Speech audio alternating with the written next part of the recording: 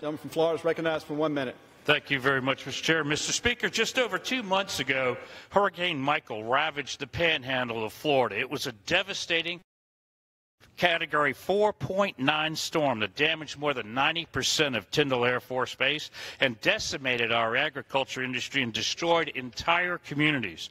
Mr. Speaker, the folks back home in my district, the 2nd District of Florida, are hurting. This supplemental disaster funding is a down payment on getting the hardworking folks in my district back on their feet. This funding by no means is even close to what we will need to completely rebuild, but it is a start. I commend President Trump for remaining steadfast in his commitment to our nation. After Hurricane Michael, President Trump and Vice President Pence came down to the 2nd District and made it clear that we have their support and we will rebuild. Mr. Speaker, I'll continue to fight for the disaster relief funding in the coming months and years because the survivors of Hurricane Michael across the South deserve nothing less. And I yield back. Gentleman.